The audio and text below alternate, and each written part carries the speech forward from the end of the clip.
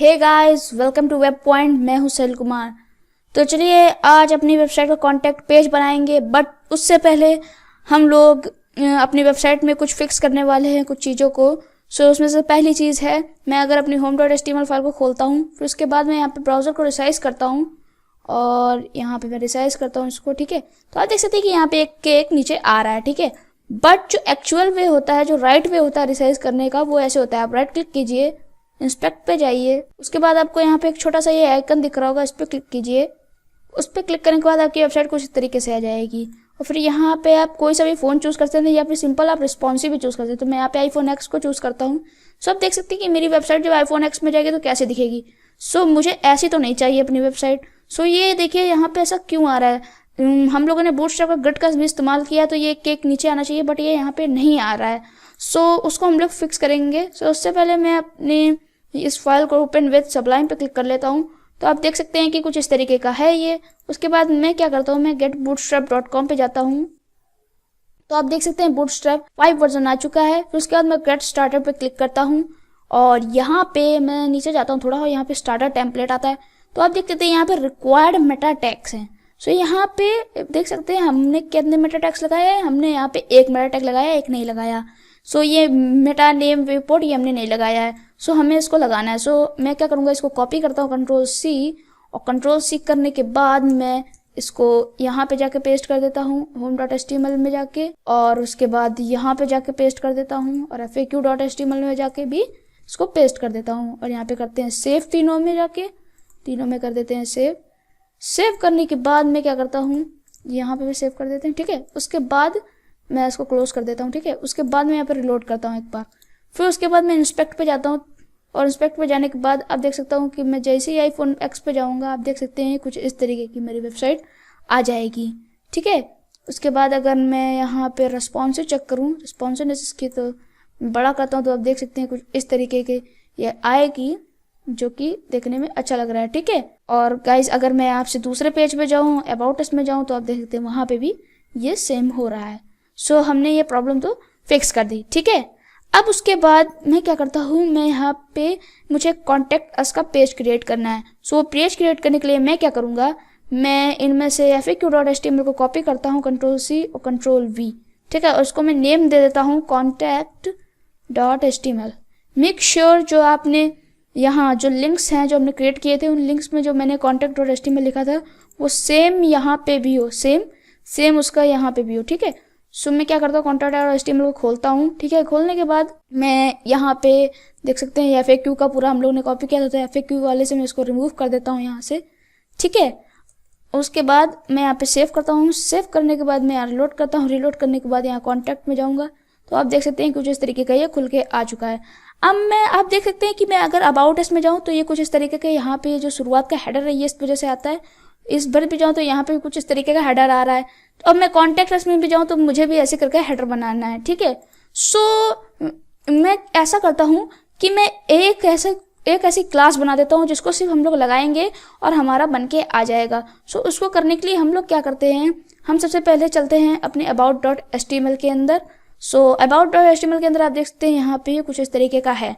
ठीक है, सो हमें इनको करना है मैन्युफैक्चर। तो यहाँ पे हम अबाउट हेडर को चेंज नहीं करेंगे क्योंकि हमें इसकी बैकग्राउंड इमेज चेंज करनी पड़ती है। तो मैं इसको एक एक्सटर्नल क्लास देता हूँ बिग हेडर की। ठीक है, बिग हेडर, और ये h1 को भी एक क्लास दे देते हैं बिग हेडिंग की। ठीक है, और इसके बाद ये जो p टैग हैं मैं इनमें क्या करूँगा, इनमें कंट्रोल और यहाँ पे लेफ्ट क्लिक और यहाँ पे लिखूँगा क्लास और इनको मैं नाम दे दूँगा बिग टैग लाइन का।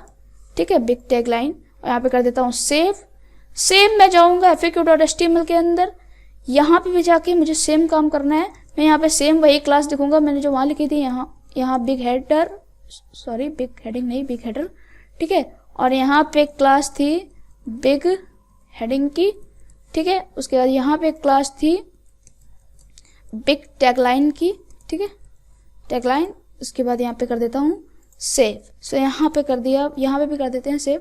ठीक है, अब उसके बाद अगर मैं यहाँ पे रिलोड करूँ तो रिलोड करने के बाद देख सकते हैं कोई फर्क नहीं आया। सो उसको ठीक करने के लिए मैं क्या करता हूँ, आप देख सकते हैं कि हमने ये, आप यहाँ पे देखिए ये जो कोड यहाँ पे इतना लिखा हुआ है और सेम कोड वो यहाँ पे भी एकदम लिखा हुआ है। अब यहाँ पे H1 का कोड देखिए और ये P का कोड देखिए, और यही मैं FAQ वाले में जाऊँ तो यहाँ पे देखिए, यहाँ पे भी सेम है और यहाँ पे भी सेम है। सो इसको ठीक करने के लिए हम क्या करते हैं, हम इस FAQ वाले को यहाँ से पूरा मतलब ऐसा करते हैं कि मैं सबसे पहले वहाँ पे जाता हूँ, ये रीयूजेबल कंपोनेंट्स जो हमने पिछले वीडियोस में बनाया था, ठीक है। इसके अंदर मैं सबसे पहले अपने लिखता हूँ डॉट बिग हेडर, जो हमने यहाँ पे क्लास दी थी इन सबको, ये देख सकते हैं, ये एक्सटर्नल क्लास यहाँ पे दी है बिग हेडर। और बिग हेडर के अंदर मैं सबसे पहले क्या करना चाहता हूँ, मैं अबाउट के सेक्शन के अंदर, अबाउट के सेक्शन के अंदर गया। अब मैं यहाँ से ये इतनी सारी चीज़ें ये कॉपी कर लेता हूँ, ठीक है। कॉपी करने के बाद अब मैं यहाँ पे सिर्फ ये इमेज बनी रहने देता हूँ, क्योंकि इमेज को हम वहाँ से मतलब इमेज को हमें चेंज करना ही पड़ेगा एक सेक्शन में, ठीक है। उसके बाद मैं क्या करता हूँ, मैं यहाँ पे जाता हूँ बिग हेडर के अंदर और यहाँ पे जाके पेस्ट कर देता हूँ, ठीक है। और बैकग्राउंड जो साइज है गाइस उसको चेंज करना है, हम लोगों को सेंटर कर देना है, क्योंकि टॉप मतलब टॉप नहीं अच्छा लग रहा है तो सेंटर कर देना है, ठीक है। उसका भी आपको फ़र्क समझ में आ जाएगा, ठीक है। उसके बाद हमने यहाँ पे बिग हेडर का बना लिया, ठीक है।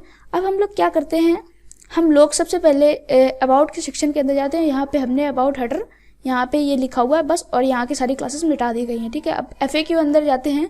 FAQ अंदर जाने के बाद हमें क्या करना है, हमें जितनी वहाँ पे क्लास लिखी थी ये सारी मैं यहाँ से रिमूव कर देनी है। मार्जिन बॉटम इसकी एक ओनली क्लास है जो उसमें लिखी हुई है, ठीक है, हमें यहाँ से रिमूव कर। अब यहाँ पे मैं Ctrl+S करता हूँ, और Ctrl+S करने के बाद मैं यहाँ पे सेव करता हूँ। मैंने देखिए यहाँ की क्लास रिमूव कर दी, बट यहाँ पे अभी भी ये आ रहा है। जब मैंने इसकी यहाँ से CSS FAQ के आप देख सकते हैं यहाँ की सारी CSS रिमूव कर दी, फिर भी यहाँ पे ये आ रहा है। अबाउट इसके अंदर जाता हूँ तो अबाउट के अंदर भी ये आ रहा है। तो ये इस वजह से आ रहा है क्योंकि हमने यहाँ पे एक इसको एक्सटर्नल क्लास दी है, और वो एक्सटर्नल क्लास अगर मैं जाऊँ तो यहाँ रीयूजेबल कंपोनेंट्स के अंदर आप देख सकते हैं यहाँ पे एक्सटर्नल क्लास में ऑलरेडी लिखा हुआ है कि जब हम इस क्लास को यूज़ करेंगे तो यहाँ पे क्या क्या होगा, ठीक है। उसके बाद बारी आती है हमारी dot big tagline, big heading की और बिग टैगलाइन की। सो यहाँ पे मैं बिग हेडिंग लिख देता हूँ एक, और यहाँ पे लिख देता हूँ डॉट बिग टैगलाइन की, ठीक है। और यहाँ पे डॉट बिग टैगलाइन लिख दिया, ठीक है। अब मैं क्या करता हूँ, मैं अबाउट के अंदर जाता हूँ। सबसे पहले अबाउट के अंदर जाने के बाद मैं इन सबको Ctrl+X कर लेता हूँ यहाँ से पूरा, और यहाँ से कट कर दिया मैंने, ठीक है। अब यहाँ पे चलते हैं रीयूजेबल कंपोनेंट्स के अंदर, और यहाँ नीचे जाके कहीं पेस्ट कर लेते हैं, ठीक है। अब ये H1 का है, सो H1 को यहाँ से कॉपी किया और बिग हेडिंग के अंदर पेस्ट कर दिया, ठीक। अब उसके बाद ये P का कॉपी किया और बिग टैगलाइन के अंदर पेस्ट कर दिया, ठीक है। और यहाँ से इसको हटा देते हैं। उसके बाद मैं क्या करता हूँ, मैं FAQ वाले में जाता हूँ, और FAQ वाले में जाने के बाद मुझे यहाँ से कोई चीज़ नहीं चाहिए, तो मैं यहाँ से ये कोड पूरा रिमूव कर देता हूँ, एकदम साफ सुथरा, ठीक है। उसके बाद मैंने रिमूव कर दिया। रिमूव करने के बाद मैं यहाँ पे रिलोड करता हूँ, तो आप देख सकते हैं कोई फ़र्क नहीं आया यहाँ पे, क्योंकि हम यहाँ पे देख सकते हैं हमने FAQ.html के अंदर सेम वही क्लास दे रखी है। सो हमारा कोड अब थोड़ा छोटा हो गया है, जो हमें बहुत ज़्यादा पहले लिखना पड़ रहा था, अब वो बहुत ज़्यादा छोटा हो गया है, ठीक है। अब बात आती है हमारे कॉन्टैक्ट की पेज की। सो कॉन्टैक्ट पेज में मैं कुछ इस तरीके का चाहता हूँ। सो मैं सबसे पहले यहाँ पे एक क्रिएट कर लेता हूँ कमेंट, और कमेंट के अंदर मैं लिख देता हूँ इन्फॉर्मेशन, पहले लिखता हूँ इन्फॉर्मेशन का सेक्शन मैं पहले बनाऊंगा, कॉन्टैक्ट अस का मैं एक बाद में बनाऊंगा। सो इन्फॉर्मेशन सेक्शन यहाँ पे बनाऊंगा, ठीक है।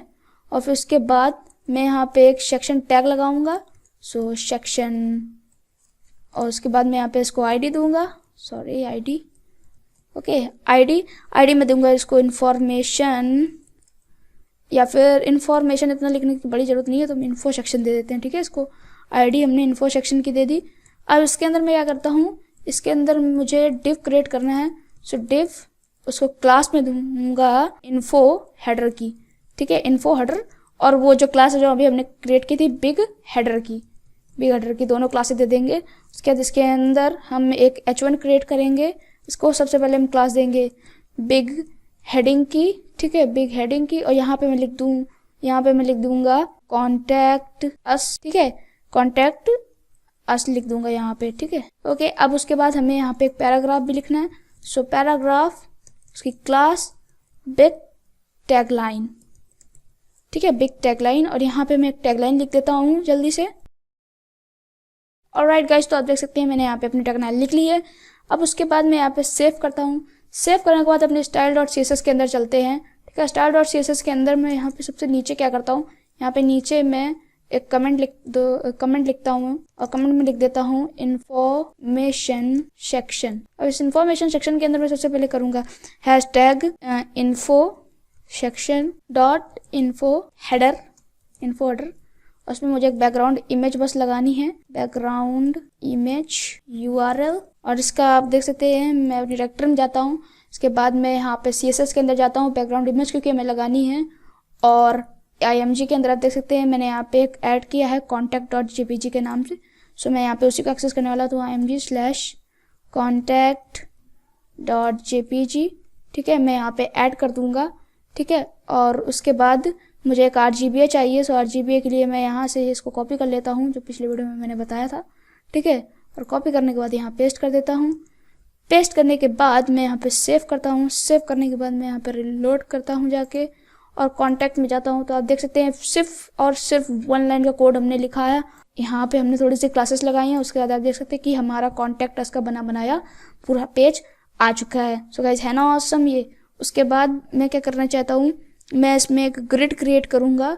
सो ग्रिड को क्रिएट करने के लिए मैं यहाँ पे क्या कर सकता हूँ, मैं सबसे पहले इसमें एक मार्जिन बॉटम देना चाहता हूँ। सो मार्जिन बॉटम, और मार्जिन बॉटम मैं यहाँ पे दूंगा 40 पिक्सल्स की, यहाँ मार्जिन बॉटम दे दूंगा मैं। सो 40 पिक्सल्स की, और यहाँ पे करता हूँ सेव करने के बाद रिलोड। तो आप देख सकते हैं कुछ इस तरीके की आ रही है, ठीक है।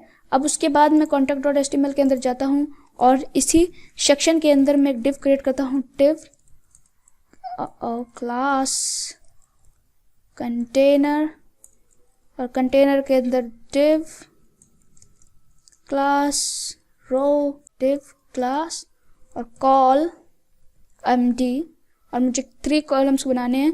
मैं 4 को लूंगा, कॉल md 4। ऑलराइट गाइस, तो अब हम इसके अंदर एक और डिव बनाते हैं।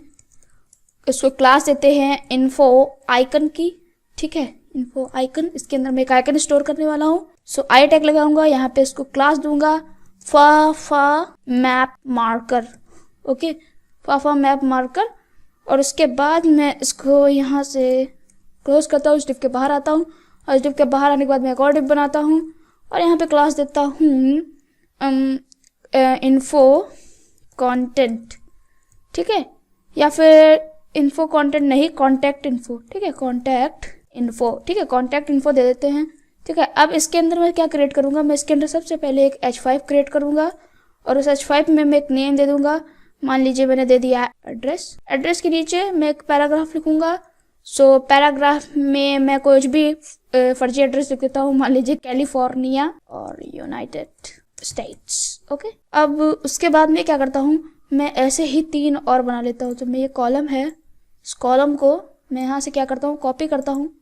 कॉपी करने के बाद यहाँ पेस्ट और यहाँ पेस्ट, 3 कॉलम मैंने बना लिए। अब 3 कॉलम में मैं इनकी आएगी क्लास चेंज कर देता हूँ। मैं यहाँ पे रख देता हूँ फ़ोन, ठीक है। अब फ़ोन के बाद यहाँ पे रख देता हूँ मैं एनवेलप, ओके, और यहाँ करता हूँ सेव करने के बाद मैं रिलोड करता हूँ। तो आप देख सकते हैं कुछ इस तरीके का आ गया है। अब उसके बाद मैं इन टैगलाइंस को चेंज करता हूँ। सो मैं जल्दी से टैगलाइंस चेंज कर देता हूँ। ऑलराइट गाइस, तो मैंने यहाँ पे लिख लिया है सारा कंटेंट। मैं यहाँ पे सेव करता हूँ। सेव करने के बाद मैं रिलोड करता हूँ। तो रिलोड करने के बाद आप देख सकते हैं कुछ इस तरीके का ये आ रहा है, ठीक है गाइस। सो गाइस, अब मुझे यहाँ पे मैं इसको स्टाइल करूँगा अगले वीडियो में, ओके। सो गाइस, कल मैंने आपसे क्वेश्चन पूछा था कि हम कौन सी प्रॉपर्टी यूज़ करते हैं, मतलब कि अगर एक बॉक्स है, बॉक्स के अंदर कुछ कंटेंट है, मतलब कोई चीज़ रखी हुई है, उस चीज़ को बॉक्स के अंदर ही हमें नीचे को खिसकाना है, नीचे ऊपर आजू बाजू किधर को भी खिसकाना है, बॉक्स नहीं खिसकना चाहिए, मतलब उसके अंदर का कंटेंट खिसक जाए। सो उसको कैसे करते हैं, मतलब कौन सी CSS प्रॉपर्टी का इस्तेमाल करते हैं। सो उसका आंसर है पैडिंग। हम लोग पैडिंग का इस्तेमाल करते हैं बॉक्स के अंदर को एलिमेंट को स्टाइल करने के लिए, और मार्जिन यूज़ करते हैं बॉक्स के बाहर, बॉक्स को रिसाइज करने के लिए, बॉक्स के बाहर वाले एलिमेंट को। अगर मार्जिन यूज़ करेंगे तो पूरा बॉक्स हिल जाएगा, और पैडिंग यूज़ करेंगे तो सिर्फ उसके बॉक्स के अंदर का कंटेंट हिलेगा, ठीक है।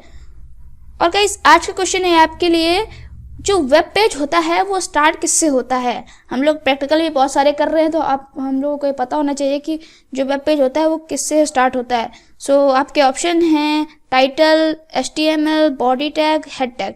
सो इसका आंसर मैं आपको अगले वीडियो में बताऊंगा। So guys, thank you and bye bye.